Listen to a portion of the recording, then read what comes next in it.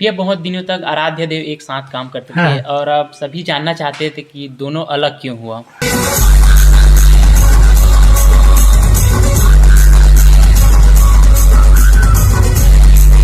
दोस्तों एक बार फिर स्वागत है आप सभी का हमारे YouTube channel Chhattisgarh DJ blog में।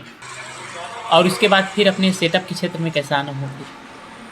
सेटअप के क्षेत्र में जो आपको बताया हूँ, जिनका मैं सेटअप चला रहा था, उनके पास 8 बेस हो गया था। पहले 4 बेस से चालू किए थे, 8 बेस का हो गया। एक दिन अचानक 18 बेस का ऑर्डर आ गया कि 18 बेस लगाना है कांकेर के रामनवमी में। और आदत था कि जब तक मतलब कर सकते हैं कोशिश किसी चीज़ को करने का तो करना ही है। तो मैं दिमाग लगा यहाँ से इतना बेस मिल जाएगा, क्योंकि उस समय मैं बेच चुका था कुछ लोगों को, 5, 6, 10 ग्राहक को, किसी को लाइनर है, किसी को बेस, किसी को मशीन, ऐसा करके।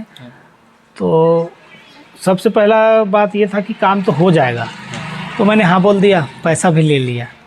18 बेस का 18 बेस 12-16 RP लगाना था। फिर कई जगह से अब लगाने वाला बात आया, मेरा दिमाग में यही था कि मैं लगाऊंगा तो एक जैसा ही बेस लगाऊंगा। जैसे कि अपने पास रिवर्स बेस था उस समय, तो 10 और रिवर्स बेस चाहिए था। 18 बेस करने के लिए 8 था, 10 और चाहिए था। दूसरा बात ये भी था कि सेम वाटेज का भी चाहिए। तो वो सेम वाटेज का तो जिनको बेचा था सबको फ़ोन किया, भैया आपका बुकिंग है? नहीं है। लाइनरे वाले को आपको बुकिंग है? नहीं है। तो जो नहीं बोलता था उसको मैं कुछ पैसा दूंगा, मेरे को दे दो, ऐसा करके 18 बेस जो है बांध दिए। और आपको मैं ऐसा नहीं कि बड़ाई कर रहा हूँ, मेरे अंदर एक चीज़ जो शुरू से था कि मैं कभी किसी सेटअप में जाके झांक के नहीं देखा था कि 18 बेस कैसे बांधते हैं या बड़ा सेटअप कैसे बांधते हैं, किस तरीके से वायरिंग करता है। वो मेरे पूरे जीवन का पहला काम था।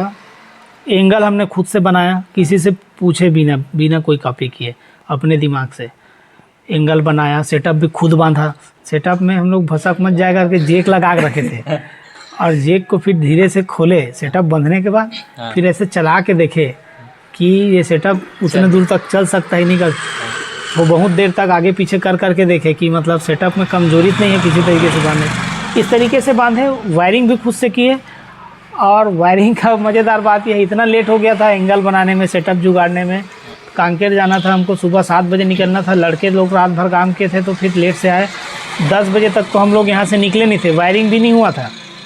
फिर मैं बोला गाड़ी को बढ़ाओ, और चलती गाड़ी में बॉक्स के ऊपर चढ़ के जो है वायरिंग किए हैं चलती गाड़ी में। और कांकेर के जाते तक कुछ दूर तक वायरिंग हो गया था। रास्ते में ही साउंड चेक किए, और जब बजा तो मज़ा आ गया कि बहुत अच्छा बज रहा है करके। और इस तरीके से हमारा वो पहला काम रहा 18 बेस का। और वो बिना किसी मतलब समझो कि नाम का था, अपन उस काम को किए थे। तो उस समय से बड़े सेटअप के लिए हमारे पास जो है, क्योंकि बहुत अच्छा बजा था, मैं समझ सकता हूँ कि उस समय 18 बेस अगर सच में किसी बड़े ब्रांड का बजता था, जो लोग जानते हैं, पावर जोन, स्वर माला, स्वर संगम या याहू या जो भी बड़ा सेटअप हो गया, जैसे बड़ा सेटअप बजता नहीं था, वैसा सेटअप वो बज रहा था, क्योंकि बहुत अच्छा था वो बेस और पूरा सिस्टम। अब वो गलती से हुआ कि इतने साल का जो मेरा मेहनत था वायरिंग के प्रति, जो ललक था कि अपन किसी तरीके से नहीं, तो आप समझ लो कि 8 बेस से, और उस 8 बेस के वायरिंग को भी हमने कहीं से सीखा नहीं था, वो खुद से करके सीखा। 8 बेस से सीधा 18 बेस का वायरिंग करना, उस काम को जो है सुपर हिट करके देना। तो यहाँ से सामान भी नहीं था, मंगनी झंगनी का सामान आप कह लो, ऐसा हुआ था शुरुआत।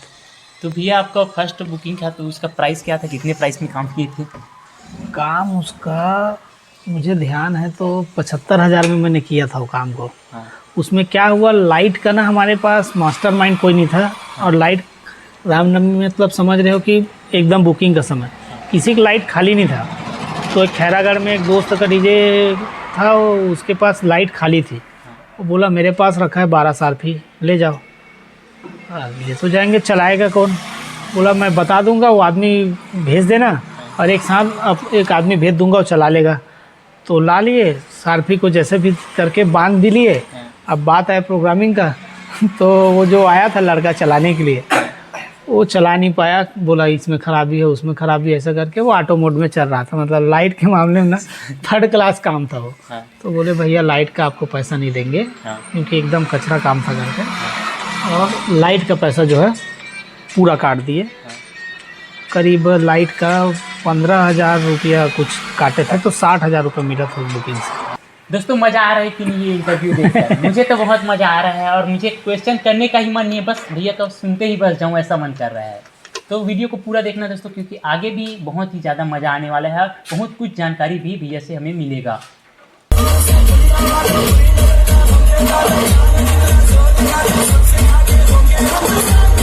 भैया पहले सेटअप आप बचाए हो तो बिना नाम का था। हाँ। क्योंकि 8 बेस आपके पहले डीजे बजाते थे उनका हो गया। हाँ। और उसके बाद 10 बेस आप खुद जुगाड़ करके बजाए थे। हाँ। तो उसके बाद फिर आपने नाम कैसे रखा अपने सेटअप के लिए? नाम रखा ही नहीं था। हाँ। मैं सेटअप चलाता ही नहीं था, उन्हीं का सेटअप चलाता था। हाँ। उन्हीं के नाम से चलता था। जब आराध्य डीजे वाले ने मेरे पास सामान खरीदा, हाँ। अब उसमें भी सवाल आएगा कि मतलब आराध्य वाले के साथ काम कैसे हुआ, तो अब उसको पहले से क्लियर करता हूँ। हाँ। तो यतीन मेरे पास से पहले सेटअप लिया। हाँ। उसके साथ उसका दोस्त था, टिक्कू नाम है उसका। और आराध्य के नाम से उसका पहले से ही सेटअप चलता था। हाँ। मतलब बहुत पुराना उनका आराध्य गेस्ट और टेंट हाउस का भी काम है। हाँ। तो आराध्य नाम जो है उनका था पहले से। अब वो मेरे साथ आते थे, उनका कहीं से होने का था, फिर वो सेटअप लेना चाहते थे। हाँ। लेकिन उस समय मैं सिर्फ आधा तिरछा स्पीकर का ही डब्बा बनाता था या बेचता था। तो उसका क्या था कि भैया मेरे को लेना है तो सिर्फ मैं फ्रंट लूँगा, चाहे कितना भी कम बजे, जैसा भी बजे मैं फ्रंट लूँगा। कम बजे चलेगा, लेकिन फ्रंट में जो मज़ा आता है वो दूसरे में नहीं आता है। ये बात उसका मेरे सर समझ नहीं आता था, क्योंकि मैं जितना भी बेस सुनता था उसमें रिवर्स स्पीकर, तिरछा स्पीकर वाले में ज़्यादा बेस आता है। तो लेकिन उसका जिद था कि मैं फ्रंट ही खरीदूँगा। तो उससे संबंध भी अच्छा बन गया था, छोटा भाई जैसा था वो। तो फिर मैं सोचना चालू किया कि किस तरीके से अब जो है फ्रंट बेस को इस तरीके से बनाया जाए कि वो रिवर्स बेस से ज़्यादा बजे, बहुत मज़ा आए। तो बहुत मेहनत के बाद करीब 1.5 साल लगा होगा उसके, क्योंकि उसका लोन हो रहा था और लोन को पास होने में उसको करीब 1.5 साल लग गया समय। तो 1.5 साल बाद उसका जो है लोन पास हुआ, और तब तक मेरा भी जो एक्सपेरिमेंट था फ्रंट बेस को लेके वो फाइनल हो चुका था। तो फिर सबसे पहले उसी के लिए बनाया लाल बेस। तो इस तरीके से हमारा जो है चालू हुआ, मतलब उसके साथ संबंध। अब आपका सवाल था कि नाम का कैसे हुआ। फिर इसके बाद उसको दूसरा बेस लेना था, और पहले 900 वाट का दिया था उसको बेस। फिर बोला कि भैया 1200 वाट तक का बेस चाहिए, थोड़ा सा और पावरफुल। तब ब्लू कलर का बेस बनाया। सबसे पहले जीवन में जो ब्लू बेस या ब्लू कलर का यूज मैंने किया है या बेस बनाया है, वो आराध्य के लिए ही बनाया था। अब उस कलर में भी कई तरीके की बात थी कि आखिर नीला ही क्यों करना है। तो नीला करने में सबसे पहले मेरा जो भगवान है शंकर जी, उनके कंठ का कलर रंग नीला है। मेरे राशि के हिसाब से नीला रंग मुझे बहुत सूट करता है। अधिकतर चीज़ में जहाँ पे भी संभव हो मैं नीले रंग का ही इस्तेमाल करता हूँ।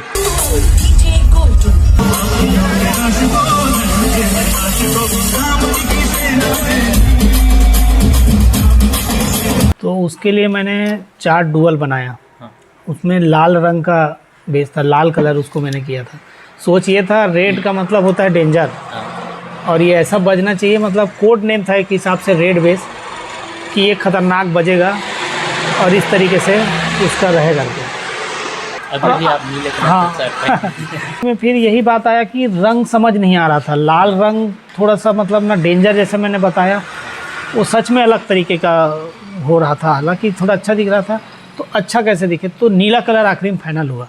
वो धमतरी वाले ने भी बोला, क्योंकि टिक्कू ने, आराध्य वाले ने, क्योंकि बेस तो आखिर उसका था, कलर का तो मर्जी उसका भी रहना जरूरी है। तो उसने भी बोला कि हाँ भैया नीला रंग बहुत अच्छा लगेगा, ठीक है। तो नीला बेस सबसे पहले मैंने उसके लिए बनाया। अब बनाया, फिर कुछ समय बाद उसका ऑर्डर आया आराध्य का। उसने रामनवमी में काम लिया धमतरी में, और उसके पास उस समय तक हो चुका था 12 बेस। फिर भी 6 बेस कम पड़ रहा था, 18 बेस लगाना था तो। और टॉप उसके पास सिर्फ 4 था, और 18 बेस में समझ रहे हो कि कम से कम 8-10 लाइनरें चाहिए, कम से कम 8 लाइनरें, 4 ठो टाप चाहिए। लेकिन 4 टाप तो उधर चला गया गाड़ी सामने तरफ जो लगाते उसमें। तो कुल टोटल मुझे लाइनरें 10-12 ठो लगना था और बेस लगना था 6। 2 दिन पहले आर्डर फाइनल हुआ था। जैसे कि 2 दिन बाद काम है और आज मुझे पता चला कि इस तरीके से ऑर्डर है। उस समय क्योंकि मैं तो सेटअप चलाता नहीं था और इतना बड़ा भी मेरा कैबिनेट का दुकान नहीं था कि मैं उस समय तक जो है बना के रखता था डब्बा। सब ऑर्डर में ही मेरा काम रहता था, या था भी तो उस तरीके से कुछ डब्बा जो कि नहीं बिका, किसी वजह से ग्राहक को पसंद नहीं आया तो रिजेक्टेड टाइप में डब्बा था। लेकिन हमारा सोच क्या रहता था कि हम सेम टू सेम बेस लगाएंगे। तो उस समय सबसे पहले सिंगल ब्लू बेस बनाए। फिर उस समय सिंगल ब्लू बेस बनाए क्योंकि वो हमको लगा कि इसमें सिंगल भी बनाया जा सकता है। फिर बनाए। अब 2 दिन में आप यकीन नहीं करेंगे, दुनिया का कोई भी आदमी ये सोच नहीं सकता है कि 2 दिन में 8 पीस लाइनरें और 6 ठो सिंगल बेस उसको बना सकते हैं। पेंट वेंट कुछ नहीं किए, कवर चढ़ा दिए और सामने का जो दिखता जो है जैसे जाली लगने के बाद नहीं रहा, उसको बस रंग से ऐसा मार दिए और स्पीकर में प्लेट नहीं काटे, हैंडल कुछ नहीं काटे, सिर्फ वायर निकालने के लिए छेद कर दी। इतने हड़बड़ी में डब्बा को बनाया है और बहुत मुश्किल से उस सेटअप को चला है। तो उस दिन जो टिक्कू जो है आराध्य डीजे वाला, मैंने उसको कुछ बोला नहीं था कि मेरा भी नाम रहेगा करके। उसने अपने खुशी से, लगभग हम लोग भाई जैसे ही थे, तो वो अपने खुशी से उसने आराध्य एक्स देव कैबिनेट लिखवाया। देव प्रोफेशनल लिखवाया, कैबिनेट नहीं लिखवाया था, आराध्य एक्स देव प्रोफेशनल उसने लिखवाया था। उस समय से जो है आराध्य देव प्रोफेशनल वाला काम जो है चालू हुआ था। तो देव ही क्यों रखा है उन्होंने, देव प्रोफेशनल ही? तो मेरा काम देव का था, मतलब देव कैबिनेट हो गया मैं। ठीक है, आराध्य उसका डीजे हो गया। अब मैं तो कोई डीजे चलाता हूँ नहीं जो मेरा नाम रखेगा इस तरीके से, तो उसने देव कैबिनेट की जगह वो देव प्रोफेशनल लिखा गया। तो वो आप पुराना अगर फ्लेक्शन देखेंगे तो आराध्य एक्स देव लिखाता था। तो इस तरीके से नाम बन गया, लोगों को पसंद आने लगा। पूरे जीवन में सबसे खतरनाक काम था वो, अभी तक जो मज़ा आने वाला काम है। पहले काम के मतलब दूसरा काम समझो, वो बहुत शानदार था। सब लोगों ने आके बोला मज़ा आ गया, मतलब अलग तरीके से अच्छा नाम जो हमारा नाम बना वो वहीं से बना।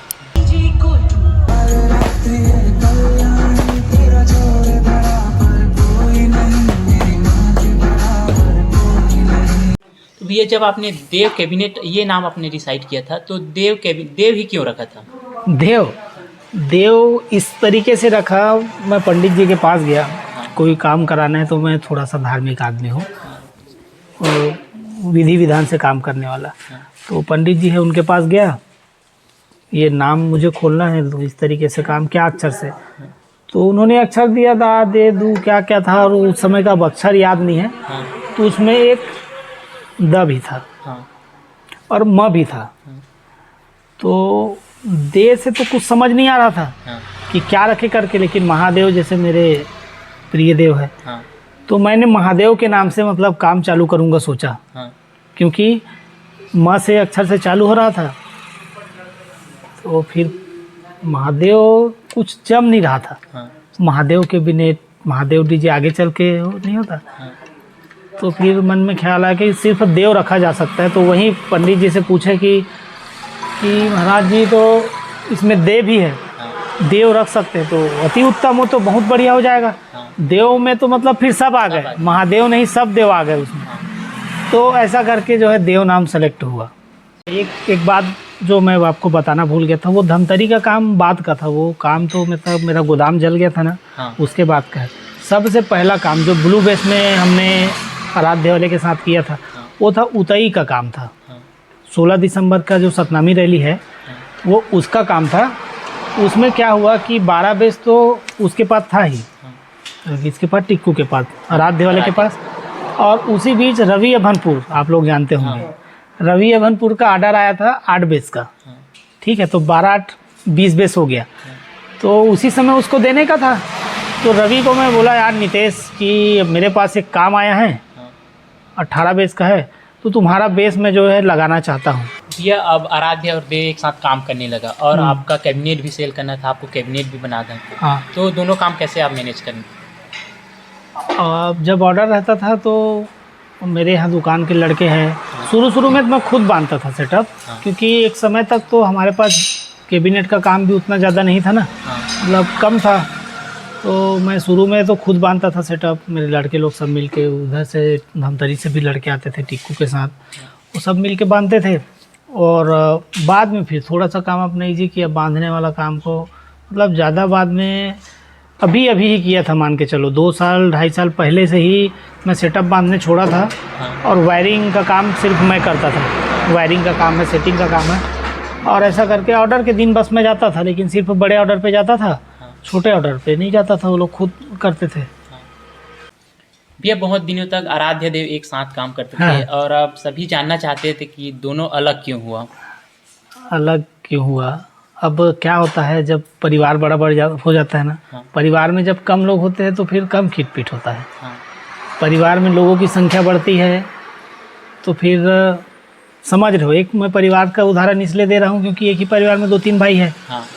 कोई काम करता है, कोई काम नहीं करता है, कोई ज़्यादा पैसा हजम कर देता है, कोई आलसी है तो कोई काम नहीं करना चाहता, सिर्फ खाना खाना चाहता है।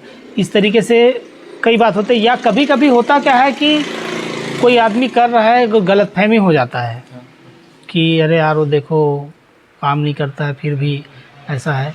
इस तरीके से कुछ गलतफहमियाँ थी, कुछ सामान को लेके, कुछ पैसों के लेके, और वो मेरे साथ डायरेक्ट नहीं था, ये भी बात मैं क्लियर कर दूं। आपने पूछा तो, जैसे कि टिक्कू है आराध्य वाला, मैं हूँ, तो हम दोनों के बीच डायरेक्ट कुछ नहीं हुआ है। जो हुआ टीम में हुआ, टिक्कू के साथ टीम में हुआ, मेरे साथ कुछ नहीं हुआ, ना टीम में हुआ है ना ही टिक्कू के साथ हुआ है। टिक्कू के साथ टीम में कुछ मेंबर के साथ हुआ, फिर मैंने बहुत कोशिश किया कि टीम मत टूटे। बाकी वो बात उन दोनों के बीच का इतना बढ़ चुका था, दोनों की तरफ से क्या बात था कि आप मेरा सपोर्ट नहीं कर रहे हो, आपके होते होते ये हो गया। तो मैं परिवार का जैसे मुखिया हूँ, मेरे 2 भाई आपस में लड़ रहे हैं, तो वो जब तक मैं पूरी बात को नहीं जानता हूँ, या मैं जानता हूँ कि दोनों का गलती बराबर है, तो मैं यही बोलूँगा ना कि तुम दोनों का गलती है, तुम दोनों को एक दूसरे से माफ़ी मांग लेना चाहिए। यही सॉल्यूशन है। अगर मैं जानूँगा कि एक आदमी प्रॉपर गलत है तो उस आदमी को डांटूंगा, और नहीं पता है तो मैं कुछ बोल नहीं सकता, क्या छोड़ दूंगा, तुम दोनों के ऊपर छोड़ दूंगा। लेकिन उस तथ्य में ऐसा नहीं था कि मैं कुछ भी नहीं जानता था, मुझे बातें पता थी, पूर्णतः नहीं तो 80% 70% बात पता था। और मेरे नज़रिए में दोनों के दोनों गलत थे, कोई एक आदमी गलत नहीं था। दोनों से मैंने बात किया कि तुम जो भी है कंप्रो करो, इतना बड़ा बनाया टीम, लोगों का डिमांड है, सब चीज़ ये तो मतलब जो हो सकता है अपने से वो किया।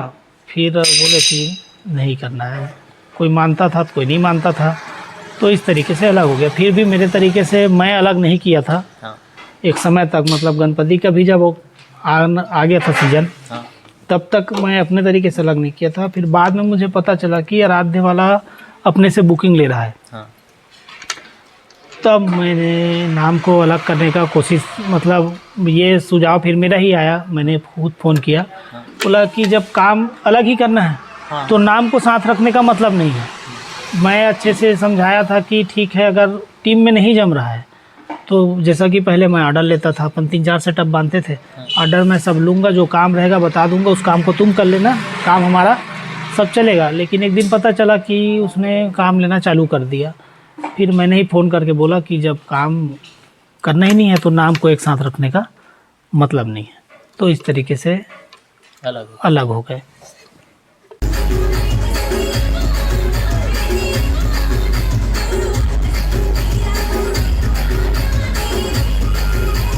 तो बिलासपुर दुर्गा झांकी में आप दोनों का सेटअप अलग हो चुका था? हाँ, बिलासपुर नवरात्रि गणपति समय से ही अलग हो चुका था।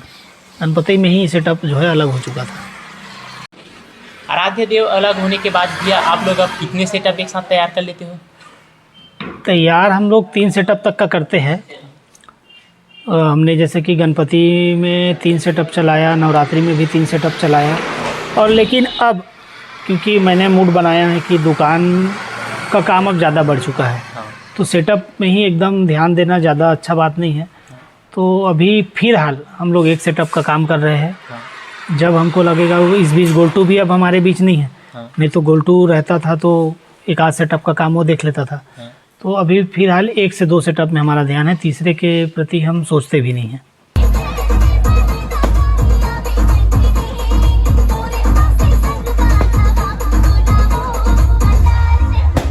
ये आपका सेटअप हमारे छत्तीसगढ़ में ही नहीं और बाहर अपने पूरे भारत में बहुत ही ज़्यादा फेमस है। तो आपके सेटअप का प्राइस क्या क्या रहता है? सेटअप का 12 बेस का जो फुल लाइट के साथ जो है रेट हमारे लोकल में मतलब 50 से 60 किलोमीटर या 100 किलोमीटर तक रहे ज़्यादा से ज़्यादा, तो हाँ। उसका हम 95,000 रुपये से 1 लाख रुपये तक का लेते हैं बिना लेज़र का। हाँ। अगर लेज़र का रिक्वायरमेंट रहता है तो वो अलग अलग हिसाब से, जैसे वो जितना लेज़र लगाता है, ये हमारे 12 बेस का प्राइस है। हाँ। 18 बेस का रहा तो 1,30,000 1,40,000 तक का है। उड़ीसा जैसे हम गए थे तो वो 2 लाख का बजट का काम था क्योंकि काफ़ी दूर था वो। हाँ। इस तरीके से हमारा रेट रहता है। भैया लाइटिंग में लेज़र की बात आई तो लेज़र आप अपने सेटअप में कितने कितने वाट का यूज़ करते हैं? और देखा जाता है कि लेज़र की वजह से बहुत कुछ समस्या का सामना करना पड़ता है, जैसे कि कैमरे भी ख़राब हो सकते हैं, तो इनके बारे में आप विस्तार से बताइए। लेज़र मैं 5 वाट से लेके 60 वाट तक का लेज़र यूज़ कर चुका हूँ। और आपको बता दूं कि छत्तीसगढ़ में इस तरीके का लेज़र लाने वाला सबसे पहला सेटअप हमारा है। ये सब लेज़र कोल्हापुर से आते हैं। अभी खैर छत्तीसगढ़ में कुछ भाइयों ने 10 वाट तक का लेज़र ख़रीद लिया है, लेकिन सबसे पहले इस तरीके के लेज़र को अपने सेटअप में लगाने में हमारा ही सेटअप था। अब आपका सवाल था मोबाइल ख़राब होने का, तो मोबाइल ख़राब तो खैर होता है। मोबाइल का कैमरा ख़राब होता है। हाँ, कैमरा वो अगर डायरेक्ट उसके जो मेन लेंस पे अगर पड़ता है तो ख़राब हो जाता है उसका कैमरा। मेरा खुद का हो चुका है। हाँ। पता नहीं था, वो पहला ही प्रोग्राम था। हाँ। और जानकारी नहीं था उसके बारे में, तब हुआ था। अब लेज़र के उपयोग से कैमरा तो ख़राब हो जाता है। हाँ। तो इसके बचाव के लिए क्या करना चाहिए हम लोग? बचाव के लिए सीधा सा है, आप एकदम सेटअप के सीधे में मत रहो। हाँ। थोड़ा साइड से आप वीडियो बना सकते हैं। एकदम साइड जाने की ज़रूरत नहीं पड़ेगी, थोड़ा साइड में, क्योंकि मैं बात कर रहा हूँ कि लेज़र का जो मेन पॉइंट है, ऐसा तो लेज़र आपको बहुत बड़ा दिखेगा। हाँ। लेकिन वो 4 जो मेन पॉइंट है उस पे आके वो टिका होता है। हाँ। लेज़र का बीम मेन वाला, और कई में बहुत सारे निकलते हैं, आपने देखा होगा। तो वो बहुत सारों में तो उसका दिक्कत नहीं होता है। जो मेन लेज़र का फोकस है, पॉइंट है, वहाँ पे दिक्कत होता है। तो साइड से वीडियो बनाया जाए, पहला वह पॉइंट ये रहा। दूसरा, आप कम हाइट से बना सकते हो। हाँ। लेज़र का जो एक इम्पैक्ट है उसकी लाइट का, वो हेड के आसपास पड़ता है। हाँ। हेड या गले के आसपास। तो आप गर्दन के नीचे से वीडियो अगर आप बनाते हैं हाँ। तो उसमें कुछ दिक्कत नहीं होगा, क्योंकि अधिकतर सेटअप में थोड़ा हाइट में ही लेज़र लगता है।